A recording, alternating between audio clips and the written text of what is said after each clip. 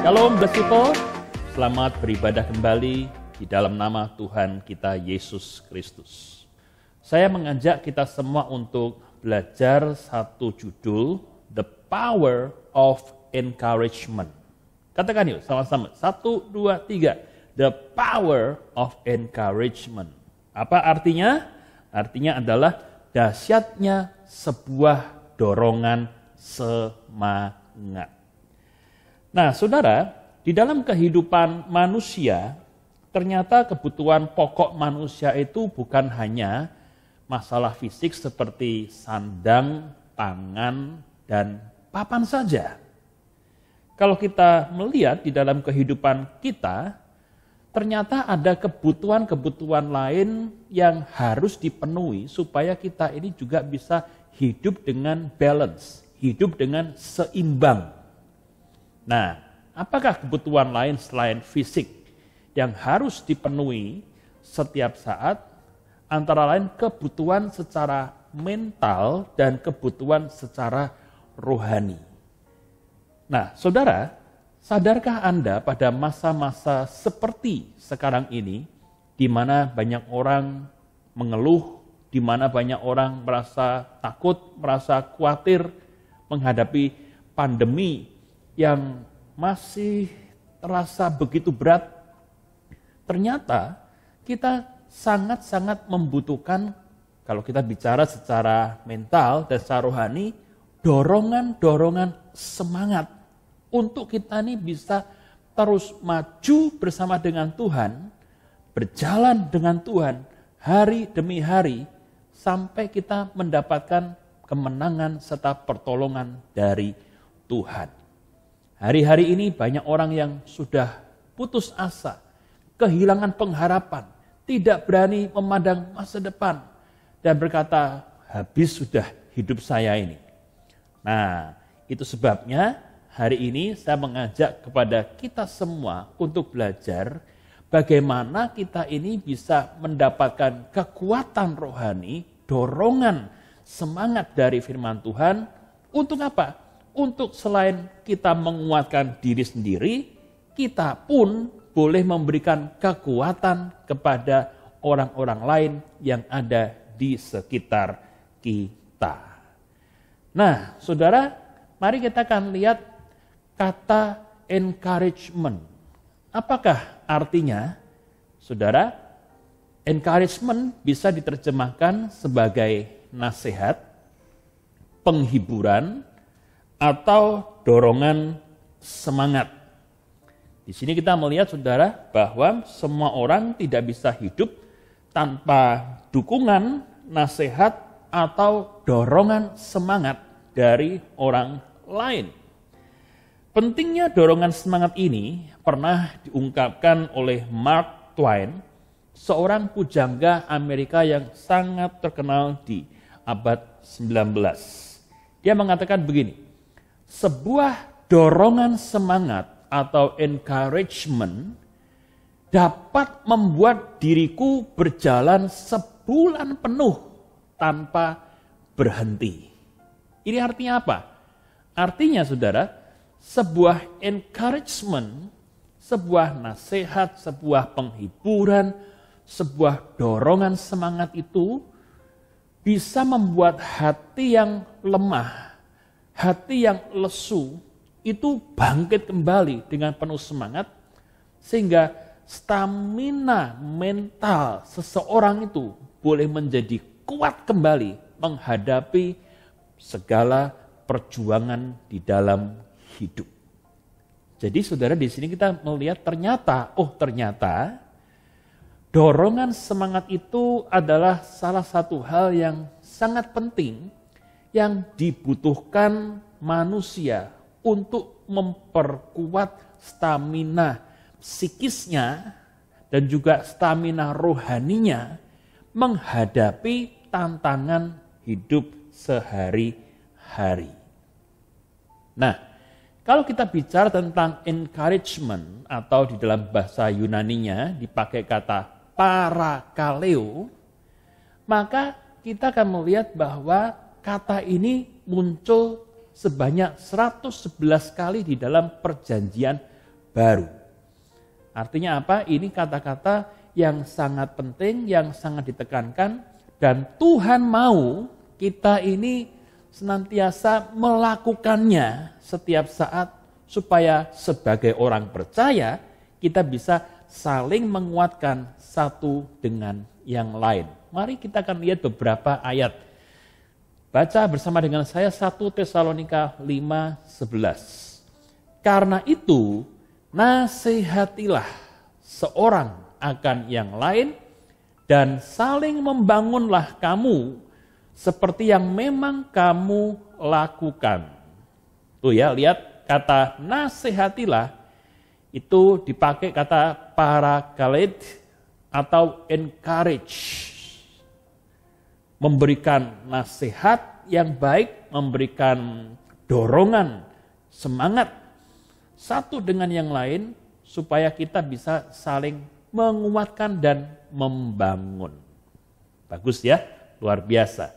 Kemudian di dalam Ibrani 3:13 dikatakan, tetapi nasihatilah, encourage, parakalid, seorang akan yang lain setiap hari selama masih dapat dikatakan hari ini, supaya jangan ada di antara kamu yang menjadi tegar hatinya karena tipu daya dosa.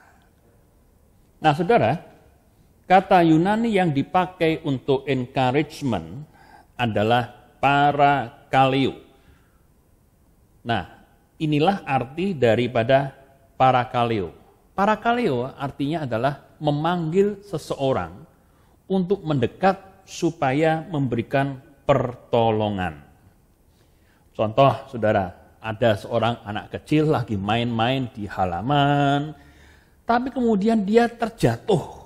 Dan ketika jatuh, kakinya sakit, dia nangis, dan dia teriak, "Mama, Mama, aku jatuh, Mama." Nah, mamanya yang dipanggil, dari dapur lagi masak, tinggal semua masakannya, lalu pergi ke halaman dan memberikan pertolongan kepada anaknya yang nangis karena jatuh. Nah, inilah makna dari parakaleo, memanggil seseorang untuk mendekat dan orang itu diharapkan bisa memberikan pertolongan. Demikian juga saudara, kalau kita mengingat di dalam Alkitab, Tuhan Yesus itu memberikan nama kesayangan untuk Roh Kudus. Yaitu apa? Parakletos, yang artinya sang penghibur.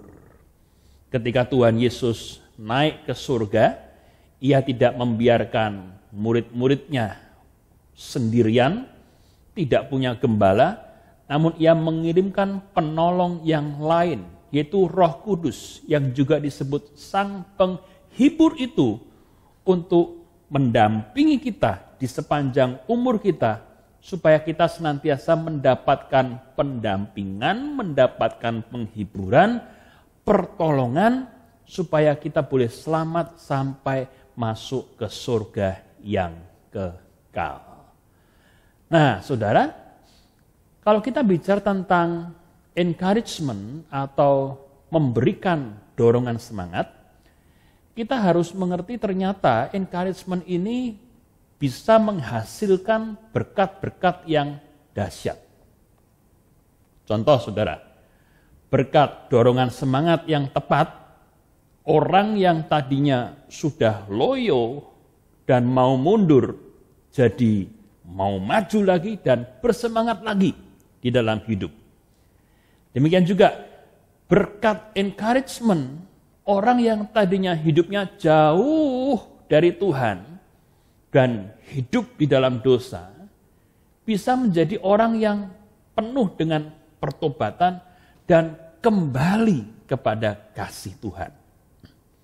Berkat encouragement atau dorongan semangat, ada orang-orang yang tadinya berputus asa menjadi bergairah menatap masa depan kembali, dan dia berkata, dengan Tuhan yang ada di sisiku, aku akan bekerja keras dan saya percaya Tuhan memberkati aku. Ayo semangat, kita pasti bisa, ya. Luar biasa. Demikian juga berkat encouragement. Seorang yang tadinya menyerah dan pasif di dalam berkarya menjadi aktif dan kreatif. Nah, saudara, setelah kita mengerti latar belakang dan pentingnya encouragement ini di dalam kehidupan kita, hari ini kita akan sama-sama belajar bagaimana cara kita bisa memberikan encouragement atau dorongan semangat bagi sesama kita.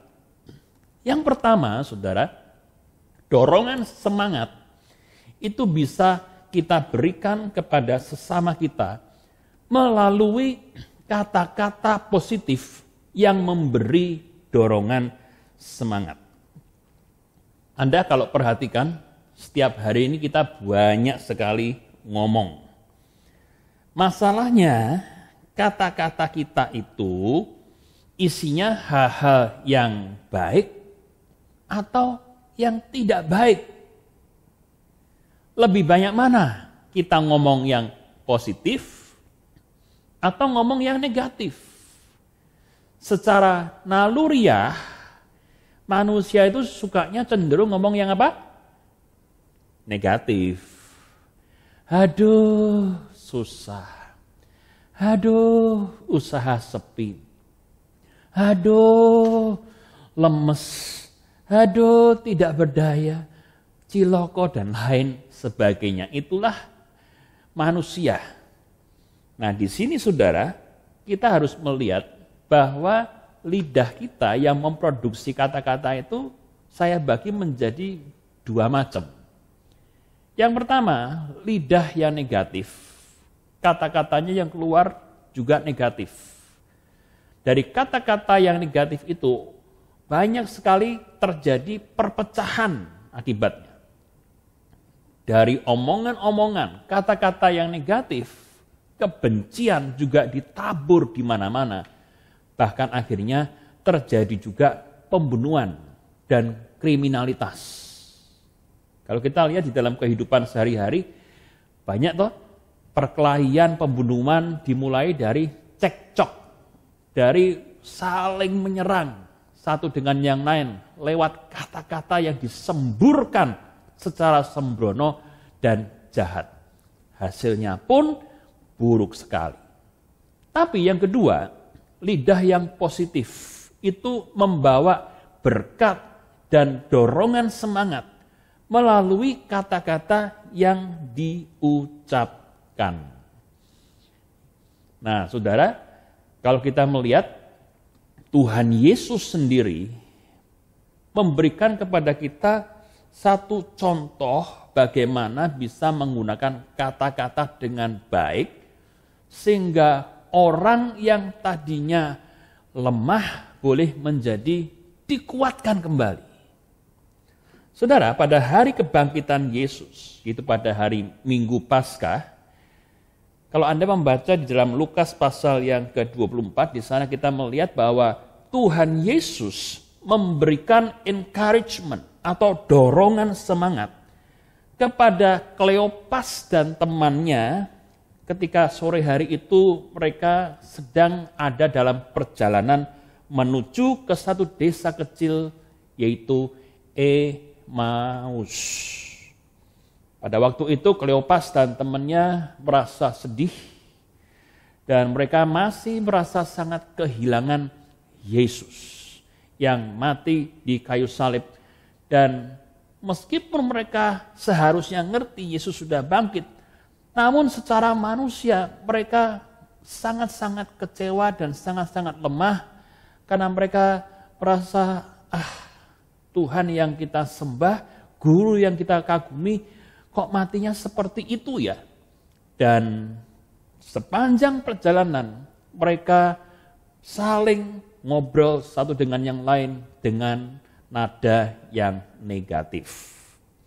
Nah, Alkitab mencatat pada waktu itu Yesus kemudian bergabung dengan mereka.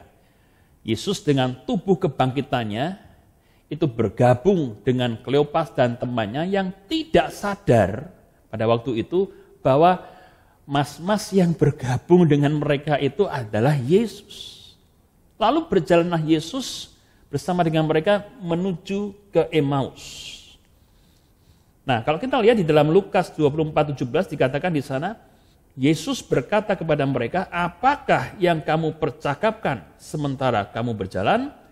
Maka berhentilah mereka dengan muka muram. Perhatikan ya, muka Kleopas dan temannya itu muram sekali.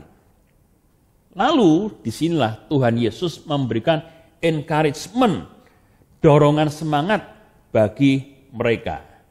Kalau Anda membaca di dalam perikop ini, Tuhan Yesus pada waktu itu kemudian mulai menerangkan isi kitab suci. Ia mengingatkan kepada mereka akan segala nubuatan tentang Yesus yang sudah tergenapi. Bahkan saudara, Tuhan Yesus menegur ketidakpercayaan mereka atas nubuatan sang nabi. Dan saudara, sesampainya mereka di Emmaus, Tuhan Yesus bahkan makan bersama dengan mereka dan pada akhirnya membuka mata mereka sehingga mereka bisa mengalami kuasa kebangkitan Yesus.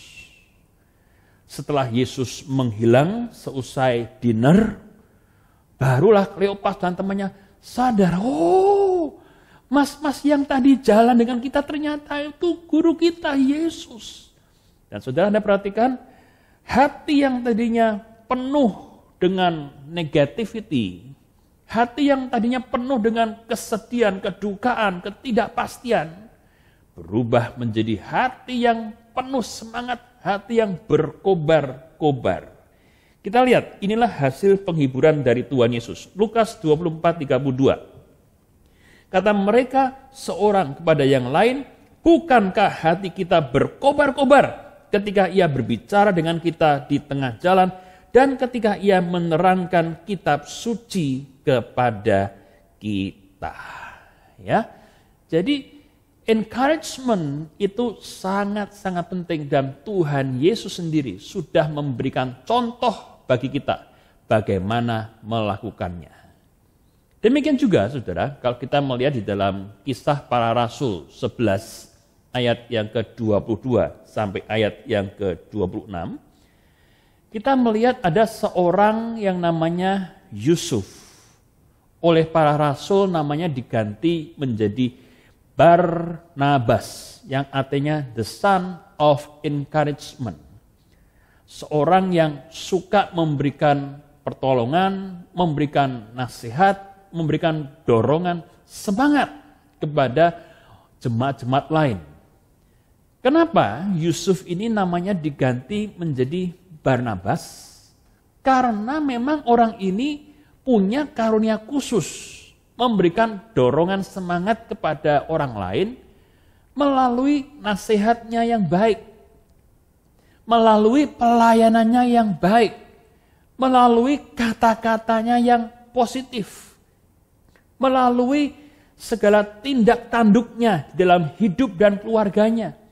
Sehingga siapapun yang ketemu dengan Barnabas ini, orang yang stres, orang yang lemah, selepas ketemu dengan Barnabas, mereka mendapatkan penghiburan, mereka mendapatkan kekuatan yang baru. Nah, saudara, ada seorang psikolog yang luar biasa, namanya Henry Goddard. Ia ini melakukan sebuah penelitian dengan satu alat, yaitu ergograf. Apa itu ergograf? Ergograf adalah alat pengukur dan pencatat kerja otot. Dari hasil penelitiannya, saudara, ia menemukan fakta yang menarik ini. Perhatikan baik-baik. Yang pertama, jika anak-anak yang lelah itu diberikan kata-kata pujian atau semangat, maka ergograf memperlihatkan ada peningkatan energi yang besar. Jadi kalau ada anak-anak yang bertanding sepak bola, begitu merasa sudah tidak semangat, merasa sudah mau kalah, kemudian coachnya itu memberikan kata-kata, kamu bisa, kita bisa, ayo semangat, ayo kerjasama yang baik. Nah, ketika kata-kata positif itu diberikan, anak-anak yang tadinya sudah loyo itu mulai semangat kembali dan akhirnya apa? Mainnya jadi bagus lagi. Di sini kita lihat ergograf mencatat ada peningkatan energi yang besar dari anak-anak yang tadinya udah lemes sehingga mereka boleh bersemangat kembali. Nah, sebaliknya Saudara, jika anak-anak yang lelah itu diberikan kritikan-kritikan yang tajam, cemoohan, goblok kamu, gak bisa kamu, saya kecewa dengan kamu. Nah, ergograf ini memperlihatkan ada penurunan energi yang tajam. Udah lemes, tambah lemes dia. Udah merasa gak berdaya, tambah tidak berdaya lagi. Ya, jadi kita lihat di sini ada kuasa yang besar dalam setiap perkataan yang kita keluarkan. Saudara, Amsal 16 ayat 24 berkata sebagai berikut. Perkataan yang menyenangkan adalah seperti sarang madu, manis bagi hati dan obat bagi tulang-tulang. Kata-kata yang positif, kata-kata yang baik, kata-kata yang membawa semangat, kata-kata yang memberikan damai sejahtera, itu seperti madu yang manis bagi hati.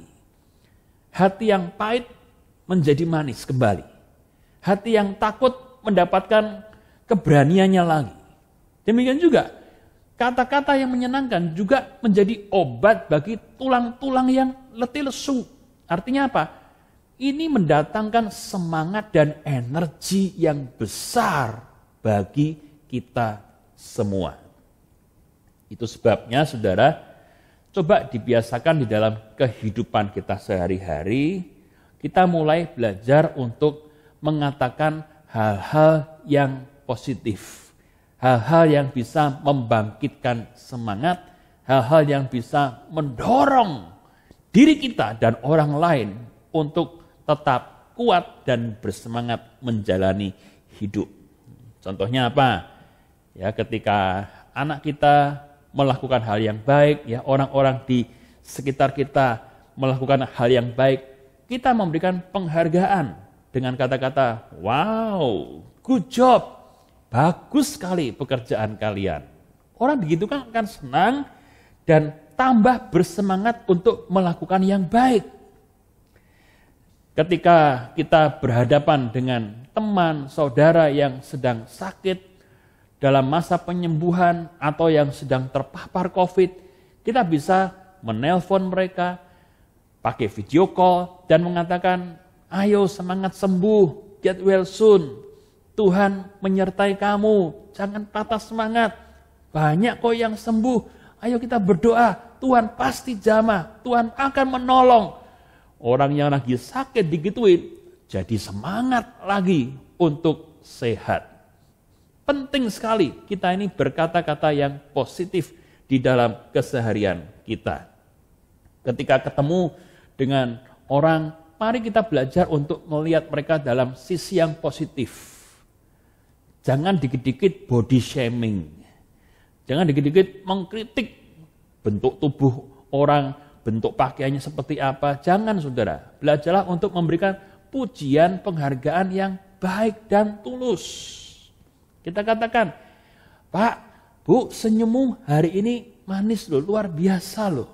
Ya, wah bajunya pas, warnanya cerah, bagus, cocok dan lain sebagainya. Orang akan senang dan bersuka cita mendapatkan itu semua. Dan jangan lupa, ketika kita diberi sesuatu, biasakan ngomong terima kasih. Thank you. Kamsia ya, matur nuwun ya. Nah, perkataan-perkataan ini akan membuat orang lain merasa dihargai. Dan kita pun sukacita di dalam hati kita. Nah, kepada suami istri, meskipun kita merasa, wah bojoku itu antik, tapi belajarlah berkata, terima kasih engkau sudah mau menjadi suami dan istri bagi saya yang juga antik ini. Yuk kita bertumbuh bareng-bareng, kita berjuang bareng-bareng, dan kita percaya Tuhan pasti memberkati dan menyertai kita. Cayo, semangat! Ya. Nah, ketika suami istri saling melakukan itu, orang tua dengan anak saling melakukan ini, saya percaya keluarga kita makin hari menjadi keluarga yang semakin kuat, harmonis, dan diberkati oleh Tuhan. Amin. Luar biasa. Itu yang pertama, saudara. Nah, yang kedua, saudara, encouragement atau dorongan semangat itu bisa diberikan melalui tulisan-tulisan tertentu. Kita bisa memberikan dorongan semangat melalui tulisan-tulisan kita di notes, di surat, atau kalau zaman sekarang melalui WhatsApp, melalui ketikan-ketikan kita di media sosial kita. Pastikan, saudara, apa yang kita tulis di medsos itu adalah kata-kata yang membangun.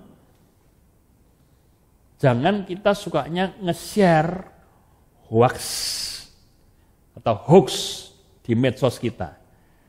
Janganlah medsos kita ini dipakai untuk menyindir, perang kata-kata satu dengan yang lain, nyinyirin hidup orang lain, menebar kebencian. Jangan, saudara. Sebab apa? Apa yang kau tulis itu akan engkau tuai juga hasilnya.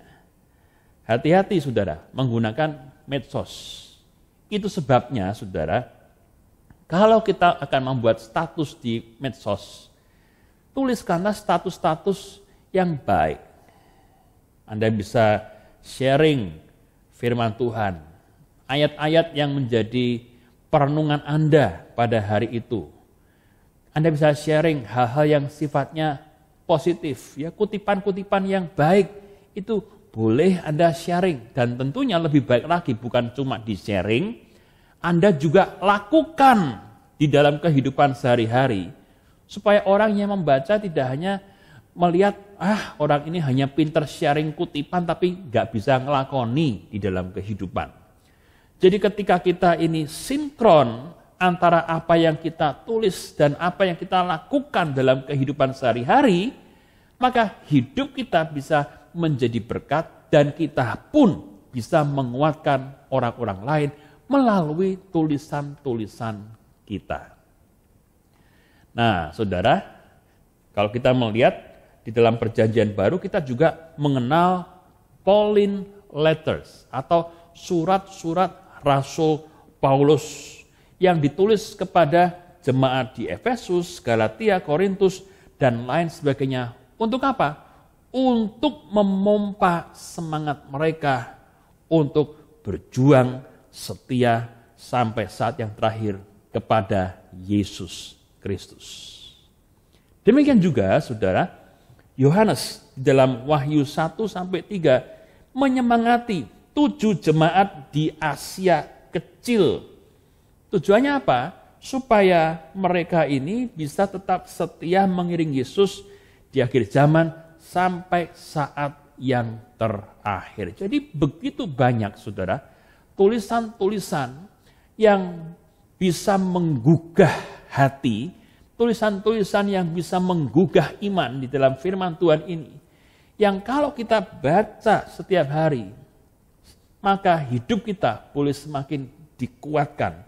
Bahkan ketika kita menghadapi tantangan yang berat pun, firman Allah yang tertulis, logos, itu boleh menjadi rema, kekuatan yang luar biasa buat kita setiap hari. Nah, kenapa tulisan-tulisan ini diadakan Tuhan bagi kita? Tujuannya adalah supaya kita mendapatkan dorongan semangat untuk setia mengiring Yesus sampai saat yang terakhir. Saudara, saya memberikan contoh betapa hebatnya kuasa encouragement atau dorongan semangat melalui tulisan. Ada satu kisah yang tidak diketahui oleh banyak orang, yaitu ketika Presiden Abraham Lincoln, Presiden Amerika Serikat, ditembak pada tanggal 14 April 1865. Pada waktu itu, Abraham Lincoln sedang nonton sebuah pertunjukan di sebuah gedung teater. Ada seorang pria yang namanya John Booth, seorang pemain teater juga, menembak Presiden Lincoln ketika sang presiden sedang menonton satu pertunjukan. Nah, ini kalau Anda lihat konteksnya, Amerika pada waktu itu perang saudara antara utara dan selatan, isunya tentang masalah perbudakan. Yang utara mau perbudakan itu dihapuskan, tapi yang selatan mau mempertahankan perbudakan itu terjadi di Amerika. Sehingga terjadilah perang saudara. Dan Lincoln pada waktu itu menghadapi tekanan yang begitu berat. Sejarah mencatat akhirnya yang menang yang utara, dan Amerika tidak menjadi pecah, tapi ada korban yang jatuh. Dan khususnya korbannya adalah Presiden Lincoln ini. Dia ditembak mati oleh seorang yang sangat-sangat membenci dia, John Booth. Nah, saudara, tahukah Anda, pada waktu polisi ngurusin jenazah daripada Presiden Lincoln dan mereka ini kemudian mengambil barang-barangnya, mereka menemukan rentetan atau deretan barang ini pada tubuh Presiden Abraham Lincoln ketika ia mati ditembak malam itu. Yang pertama, 2 pasang kacamata, kemudian ada juga kain kecil pembersih kaca, kemudian pocket knife yang biasa dipakai di kantor, sapu tangan dengan sulaman huruf A, Abraham, sebuah pensil, sebuah kancing kemeja dari tembaga, sebuah jam saku, sebuah dompet berisi uang $5, nah ini, dan 8 clipping surat kabar yang memuji kepemimpinan Lincoln sebagai seorang presiden yang tetap disanjung rakyat di tengah-tengah civil war pada waktu itu. Tuh ya, Anda perhatikan ya, 8 clipping surat kabar koran yang memberikan penghiburan, encouragement, dorongan semangat oleh masyarakat kepada Lincoln ini diopeni baik-baik di dompetnya. Ketika dia merasa down, ketika dia merasa sedih, ketika dia merasa kehilangan arah, dia buka lagi kata-kata yang penuh dengan penyemangat itu, sehingga dia terus maju membela kebenaran sampai saat yang terakhir. Jadi saudara, di sini kita melihat kata-kata yang kita ketik, kata-kata yang kita tulis itu punya power yang sangat besar. Secara negatif, kata-kata yang negatif yang keluar dari medsosmu itu memberikan efek yang negatif juga. Tapi kalau kata-kata kita positif, itu pasti memberkati banyak orang juga. Itu sebabnya biasakanlah menulis kata-kata yang membangkitkan semangat, saudara. Contohnya apa? Nih, Di dalam masa-masa sulit seperti sekarang ini, kita berkata, friend, I am with you. Pak, Bu, saya beserta dengan engkau. Tak dukung. Saya dengerin kamu. Saya peduli dengan kalian. Kita bantu di dalam doa. Yang sakit cepat sembuh. Yang sedang berjuang, kita bantu doa. Kita bisa bantu apa? Ya kita bantu. Nah, kata-kata seperti ini, saudara, memberikan semangat dan dorongan, motivasi bagi saudara-saudara kita yang sedang lemah. Pastikan apa yang kita tulis di medsos kita adalah hal-hal yang positif, hal-hal yang baik untuk bisa menguatkan dan memberkati banyak orang. Bisa bilang amin? Haleluya. Kemudian saudara yang ketiga, dorongan semangat juga bisa diberikan melalui sentuhan-sentuhan yang positif. Dalam kehidupan manusia, kontak fisik yang positif itu sangat penting. Karena bisa memberikan dorongan semangat, serta menyalurkan cinta kasih yang hangat dan indah. Ini gambar bagus banget, saudara. Bagaimana seorang ibu mengelus-ngelus kepala anaknya sambil tersenyum. Ayo nak, rajin belajar, kamu pasti bisa. Bosen ma, mama ada di sini nemenin kamu. Ayo belajar bareng-bareng, kamu pasti bisa. Anaknya tersenyum dan motivasinya untuk belajar bangkit kembali. Menarik sekali, saudara. Ada sebuah penelitian dari University of California untuk menjaga kesehatan jasmani dan mental manusia, maka manusia itu membutuhkan 8 sampai 10 sentuhan yang positif setiap hari. Ya. Saya garis bawah ya, sentuhan yang positif itu adalah sentuhan yang sopan, sentuhan yang baik, sentuhan dengan motivasi yang tulus, bukan motivasi yang nggak benar. Nah, kita perhatikan saudara, bayi yang jarang mendapatkan sentuhan yang positif, jarang digendong, jarang dipuk-puk, ya, jarang dilus-lus kepalanya, jarang dicium, maka bayi ini pertumbuhannya jadi kurang normal. Dan juga secara psikis, mentalnya juga tidak bertumbuh dengan baik, kalah dengan bayi-bayi yang dibesarkan dengan banyak sentuhan positif. Karena bayi-bayi yang menikmati sentuhan-sentuhan yang positif dari orang tua, ya dari om dan tante, itu akan bertumbuh secara sehat, baik fisik dan secara kejiwaan. Jadi kita lihat di sini saudara, penting sekali memberikan sentuhan yang positif setiap hari supaya kita ini juga bisa merasa dikuatkan senantiasa. Kalau Anda membaca di dalam Alkitab, Alkitab mencatat bahwa encouragement melalui sentuhan yang positif adalah satu hal yang sangat-sangat normal pada zaman perjanjian baru. Di mana saudara kalau Anda membaca di dalam ayat-ayat yang sudah tertera di sini, jemaat itu saling memberikan salam dengan sentuhan yang positif yang diberi istilah cium kudus. Kalau zaman sekarang cipika, cipiki. Ya. Tapi masa Covid ini kan ditiadakan dulu, ya. Bisa begini saja dari jauh.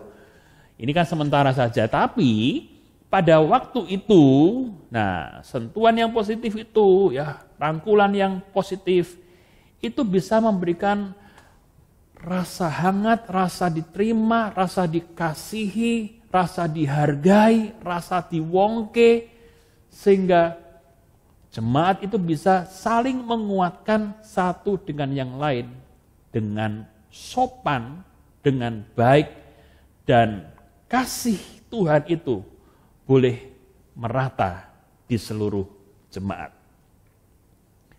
Demikian juga kalau kita melihat di dalam Matius 17, Tuhan Yesus memberikan dorongan semangat atau encouragement kepada murid-muridnya yang ketakutan dengan memberikan sentuhan yang positif kepada mereka. Coba saya bacakan ayatnya mulai ayat yang pertama, Matius 17. 6 hari kemudian, Yesus membawa Petrus, Yakobus, dan Yohanes saudaranya, dan bersama-sama dengan mereka ia naik ke sebuah gunung yang tinggi, yaitu Gunung Tabor. Di situ mereka sendiri saja. Lalu Yesus berubah rupa di depan mata mereka, wajahnya bercahaya seperti matahari dan pakaiannya menjadi putih bersinar seperti terang. Maka tampak kepada mereka Musa dan Elia sedang berbicara dengan dia. Kata Petrus kepada Yesus, "Tuhan, betapa bahagianya kami berada di tempat ini. Jika engkau mau, biarlah kudirikan di sini 3 kemah, 1 untuk engkau, 1 untuk Musa, dan 1 untuk Elia." Dan tiba-tiba, sedang ia berkata-kata, turunlah awan yang terang menaungi mereka. Dan dari dalam awan itu terdengar suara yang berkata, "Inilah anak yang kukasihi, kepadanyalah aku berkenan, dengarkanlah dia." Perhatikan, mendengar itu tersungkurlah murid-murid Yesus dan mereka sangat ketakutan. Takut ketika hadirat Allah itu turun. Lalu lihat ayat yang ke-7. Lalu Yesus datang kepada mereka dan menyentuh mereka sambil berkata, "Berdirilah, jangan takut." Ya, kita lihat ini satu hal yang luar biasa. Yesus mendatangi murid-muridnya yang ketakutan dan mungkin menepuk-nepuk punggung mereka. Rasa wedi, ya, jangan takut. Ayo, semangat, berdiri. Nah, murid-murid mendapatkan kekuatannya dan keberaniannya kembali. Aplikasinya apa, saudara? Di dalam hidup kita, yuk kita mulai praktek memberikan dorongan semangat melalui sentuhan yang positif. Di antara sesama anggota keluarga, ya, kalau orang tua dengan anak, ya anaknya dilus-lus rambutnya, God bless you, ya semangat belajarnya, ya kamu pasti bisa, Tuhan memberkati. Itu saudara. Demikian juga anak kepada orang tuanya. Orang tua kalau tangannya tiba-tiba digandeng anaknya, dipegang-pegang, "Mama sehat ya, Papa sehat ya, terima kasih sudah memberikan makanan buat saya tiap hari, terima kasih sudah kerja buat kami, thank you, kamsia." Nah, saudara, ketika di antara sesama anggota keluarga ada interaksi yang seperti itu, maka keluarga makin harmonis. Demikian juga dalam hubungan pertemanan, ada tepukan di bahu, ya. Tapi sekarang mungkin enggak dulu ya selama pandemi, tapi setelah usai ya dilakukan lagi enggak apa-apa. Alusan di punggung, ya semangat bro, ya maju terus sis, dan lain sebagainya. Relasi antara saudara seiman, saling mendoakan satu dengan yang lain, yuk kita berdoa sama-sama, bergandengan tangan, dalam nama Yesus Tuhan menolong. Tentunya setelah situasi menjadi kondusif kembali, ini bisa dilakukan. Tapi selagi masih dalam kondisi sekarang, kita tetap bisa melakukannya secara virtual. Bersyukur ada Zoom sekarang, bersyukur ada video call sekarang, bersyukur ada Google Meet, sehingga kita tetap bisa memberikan encouragement satu dengan yang lain, meskipun tidak berjumpa secara langsung. Perhatikan saudara, sentuhan yang positif dapat mempunyai arti yang sangat besar yang gak pernah terlintas di dalam pikiran kita sebelumnya. Saudara, di Amerika tahun 1930 ada seorang anak yang datang ke gereja dengan ibunya yang miskin, dan ketika ia datang ke gereja yang pertama kali ia baru hadiri, karena dia dari kota kemudian pulang kembali ke desa, di tempat mamanya berasal, dan hari Minggu itu mereka berdua beribadah. Nah, ketika mereka berdua itu masuk ke gereja, itu kan Asher dan juga hamba Tuhan berdiri di depan pintu gereja dan menjabat tangan jemaat. Nah, saudara, apa yang terjadi? Ketika anak ini datang pertama kali, kan orang gereja kan melihat, loh ini ada orang baru ya. Dan mereka lihat tidak ada ayahnya yang datang dengan, dia hanya datang dengan ibunya. Maka ditanya pertanyaan simpel tapi buat anak ini hatinya sakit. Nak, selamat datang di gereja ini, selamat beribadah. Loh, bapaknya mana? Bapakmu mana? Kok enggak ada? Anak itu diam aja. Karena dia tahu ayahnya telah meninggalkan mamahnya. Dan setiap kali kebaktian ditanya seperti ini, hatinya itu sakit. Satu hari Minggu, Bapak Gembala ketika melihat anak dan ibu ini datang kembali, Tuhan memberikan hikmat kepada Bapak Gembala sehingga ketika anak ini datang, Bapak Gembala ini menyalami dia.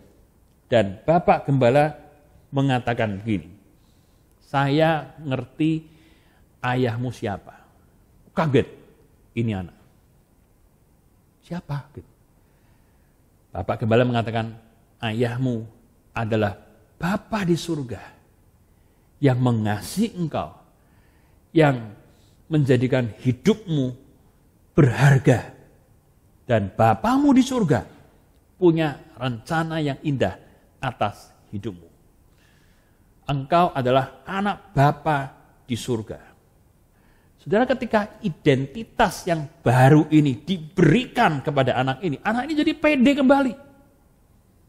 Kemana-mana ketika ditanya, bapakmu siapa? Dengan tegas dan bangga dia berkata, Bapakku adalah Bapa di surga yang mengasihi saya. Oh begitu ya. Dan anak ini bertumbuh menjadi remaja, bertumbuh menjadi dewasa dalam iman yang kuat. Dan pada akhirnya saudara, 32 tahun kemudian, anak yang tadinya gak punya bapak ini, namun sekarang dia menjadi seseorang pria yang sukses karena dia punya Allah Bapa yang menjadi bapaknya dalam hidupnya. Sejarah mencatat dia menjadi gubernur Tennessee dan dia menang dalam 2 kali pemilihan.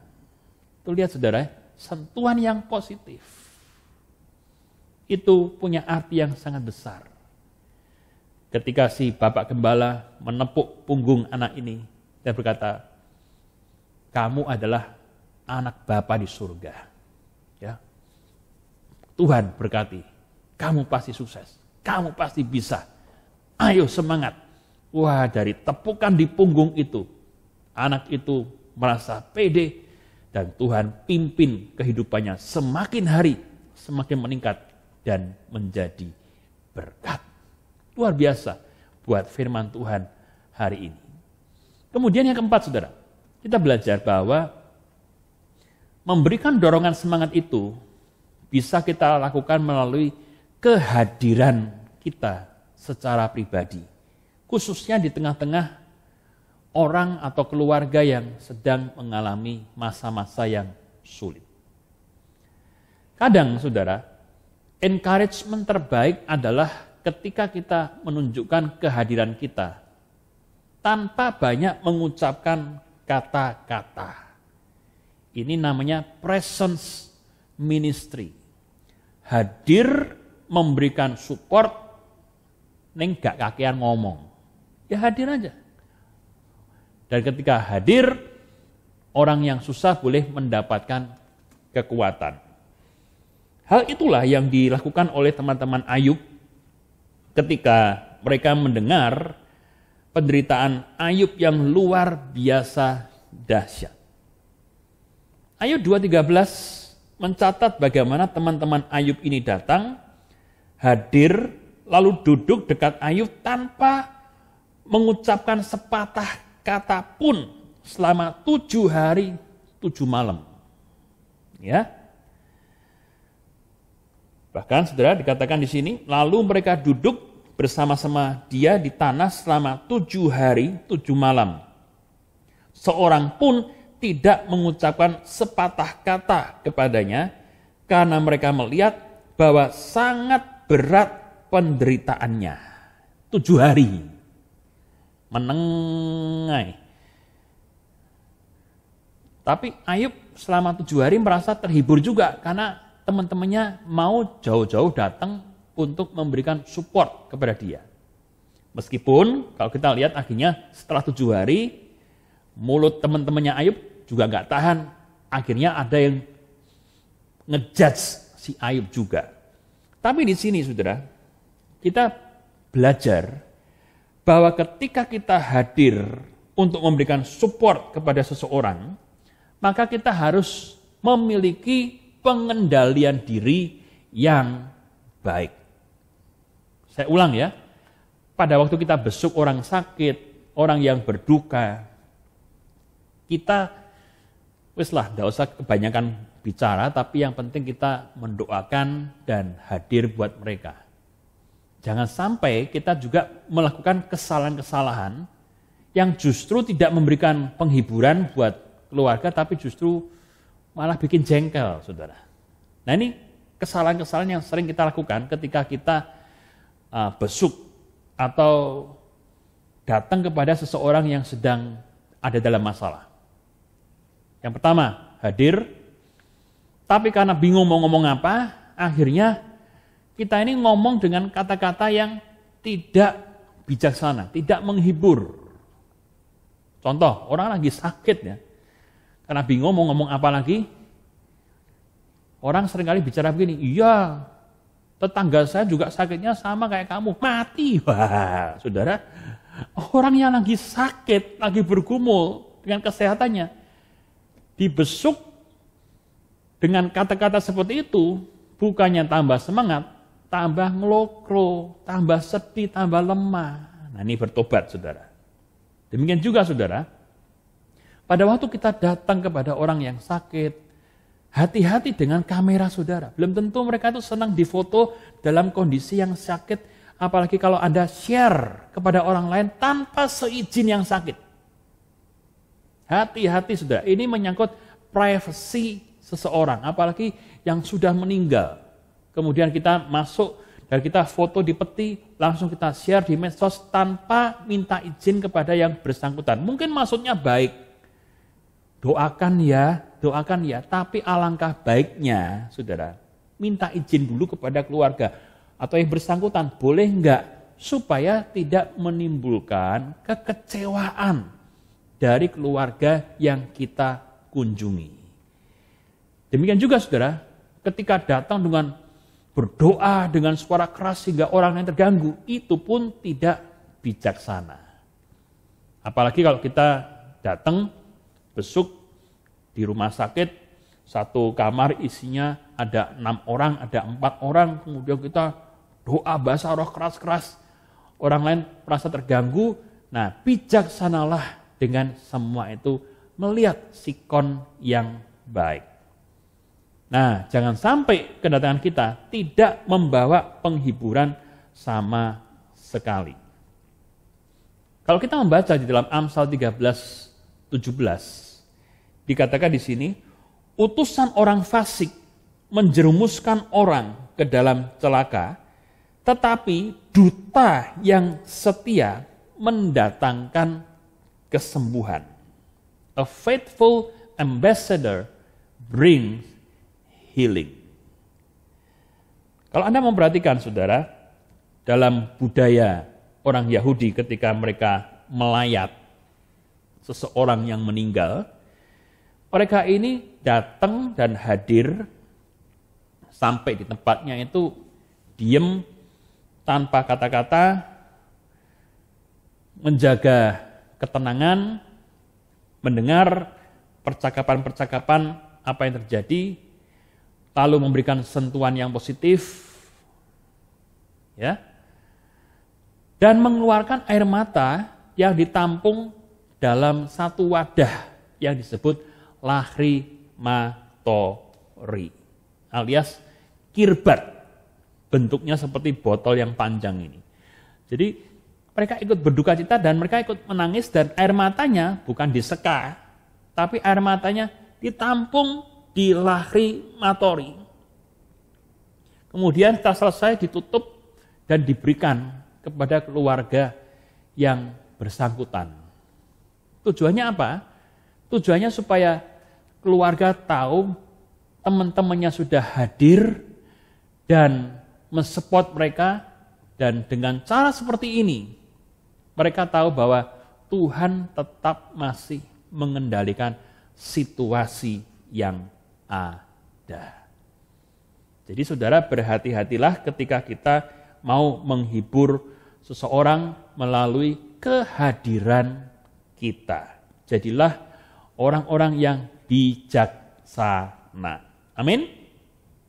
Nah, kemudian yang terakhir, encouragement bisa dilakukan melalui memberikan pertolongan yang nyata. Dorongan semangat yang sangat positif adalah ketika seseorang mengulurkan tangannya, memberikan pertolongan yang sangat dibutuhkan. Jadi selain doa, selain kata-kata yang membangun, alangkah baiknya kalau kita mampu, kalau kita bisa, kita mengulurkan tangan menolong orang lain. Kalau kita melihat contoh di dalam Keluaran 17, ketika Israel berperang dengan bangsa Amalek, Harun dan Hur itu memberikan pertolongan yang nyata kepada Musa dengan cara apa? Menopang tangan kiri dan tangan kanan Musa supaya tetap mengangkat tongkatnya ke atas sehingga orang-orang Israel diberikan kemenangan. Anda bayangkan berapa jam perang dan Musa kalau ngangkat sendirian terus kan kemeng, kan capek, kan gak kuat. Nah, Harun dan Hur megangin tangan kiri, megangin tangan kanan supaya Musa boleh kuat memegang dan menaikkan tangan ke atas supaya Tuhan tetap menyertai orang-orang Israel. Ini pelayanan menopang yang begitu indah. Demikian juga saudara, kita mengingat encouragement dengan memberi pertolongan dapat kita lihat jelas dalam kisah 4 orang yang membawa temannya yang lumpuh berjumpa Yesus. Anda bisa cek ayatnya dalam Markus pasal yang kedua. Anda perhatikan saudara, 4 sahabat ini membawa 1 sahabat mereka yang lumpuh kepada Yesus. Dengan cara apa? Membobol atap rumah di mana Yesus ngajar. Di sini kita melihat saudara, mereka ini memberikan perhatian yang luar biasa kepada sahabatnya. Melihat temannya sakit, mereka inisiatif, yuk bikin tandu, kemudian kita angkut teman kita ini untuk berjumpa dengan Yesus. Mereka juga memberikan waktu mereka. Saya nggak tahu, butuh waktu berapa jam mereka ini untuk mencari Yesus, kemudian menggotong teman mereka dalam situasi kontur yang naik turun, capek. Ini mereka juga kasih tenaga. Bahkan saudara, mereka juga urun uang untuk menutup kembali atap yang mereka bongkar. Saudara, di sini kita melihat pertolongan yang nyata itu diberikan lewat tindakan yang nyata juga. Saudara, saya akan tutup khotbah saya dengan satu kisah yang indah sekali dari pendeta Jim Cymbala, gembala dari The Brooklyn Tabernacle Church. Ini gereja yang paduan suaranya bagus sekali, indah sekali. Anda juga bisa cek di YouTube. Anda pasti akan diberkati dengan puji-pujian dari Brooklyn Tabernacle Choir. Nah, saudara, satu hari ketika pendeta Jim ini selesai berkhotbah di malam hari, kan capek ya setelah seharian khotbah. Ketika selesai doa berkat, jemaat pulang, dia duduk sebentar, dia minum untuk beristirahat. Tiba-tiba ada seorang pria muda yang menghampiri dia.